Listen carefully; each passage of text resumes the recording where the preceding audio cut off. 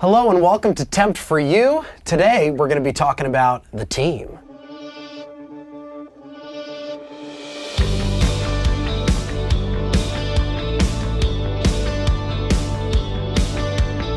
This is our story and how we approached this and how we got to where we are today with eventually having a record deal.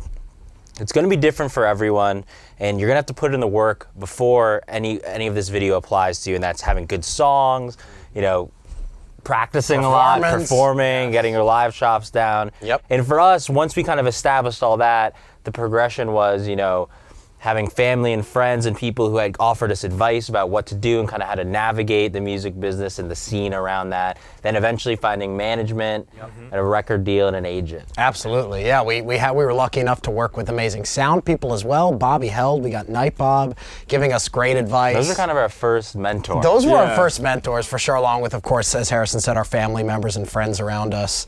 It was so important. Their input is invaluable. And both Bobby and Night Bob have had storied careers in music with huge acts. Night Bob did the sound for Aerosmith, and Bobby Held did the sound for Kiss and has been friends with Paul Stanley forever. So they had a lot to say and a lot of advice to give, and that advice was invaluable. It helped us so much. We were playing lots of shows at the beginning with places in New York and New Jersey, developing relationships with these promoters who ended up really liking us because we would bring people to shows, we would play the slots that they told us to play, we would time our sets so that we wouldn't go over, and we would actually do what they told us, and that led to us taking a video of one of our newer songs at one of our shows with a phone that got to the classic journalist Malcolm Dome, who saw the video, was excited about it, and got it to our managers now, Steve and Andy, which created this whole domino effect. Yeah, the video is of Living Dangerous, and he saw that video and he loved it so much. He said,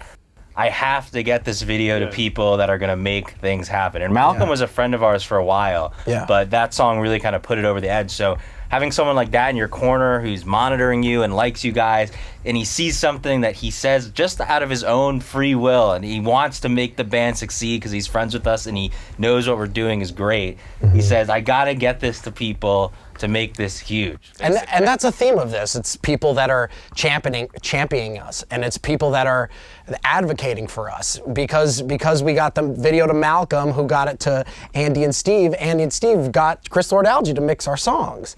And because Chris Lord-Alge mixed our songs, he was so excited by these that he called his friend, other Chris, so many Chris's, to come into the studio and listen to the song. And Chris got it to Alan Kovac and Better Noise Music. So Chris loved it so much too that he said, I gotta get this to the record label. Yeah. And then Alan loved it too. Yeah, exactly. That's right. Absolutely. And Alan said, I want to work with you guys. And he saw that we talked about vision in another video.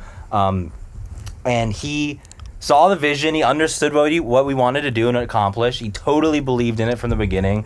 And he said to us, I can help you achieve this vision and maximize this vision. And that's so important, finding people that see your vision and don't want to come and share the vision and don't want to come in and say, no, change this, change that, change that. You obviously have to be open to You don't want to be stubborn. Of course. But you want to make sure that you want to consider all opinions and suggestions, think them through, and then say to yourself, is this really going to help us, or should we turn it down, or maybe we should explore this, see how it goes. But we were excited because all these people were excited to work with us, and that was exciting for us because we wanted to work with them in turn. Alan Kovac came to our studio and we were working on songs with him. He was clearly excited about it. And I think that's so important to have people that are pumped up to work with you. Yeah, I'm not sure how many record label CEOs actually come to the studio and help you with your mix notes and production notes. Just give actual, constructive, I wouldn't say criticisms, but actually invested in the vision and the goal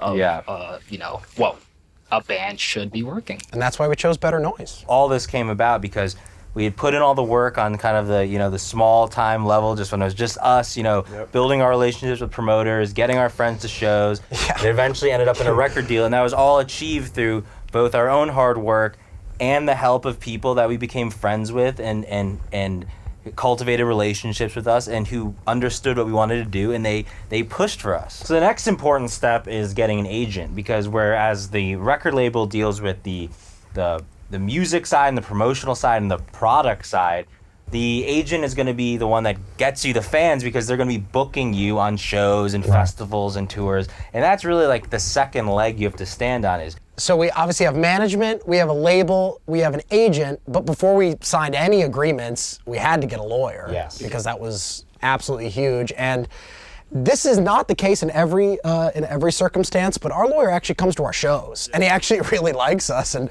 wants to hang and come see us live, which is really, really cool. And just like all the other characters in our story so far, he is also an advocate. He understands the vision of the band. He likes the music, so that's a huge plus. Yes, and lawyers are obviously super important. They're going to tell you if a deal's bad or if a deal's good, and of course everything in between. I know that's kind of a... I'm sure most people in the audience haven't read a record deal agreement it's very long before. Now the average person doesn't really able to understand much of what's happening in that. So it's really good to have someone to explain that to you. And unfortunately, we've all seen a lot of examples of people who signed bad deals because they didn't have legal counsel or proper outside advice. And not even just on the lawyer side, but they've also signed bad deals where people promise them things and force them to change their vision because of X, Y, and Z. Yep. And then they kind of fall into this rabbit hole of losing their identity and not being sure of what they're actually doing or accomplishing as an artist. Yeah. So it is imperative that you get a lawyer before you do any.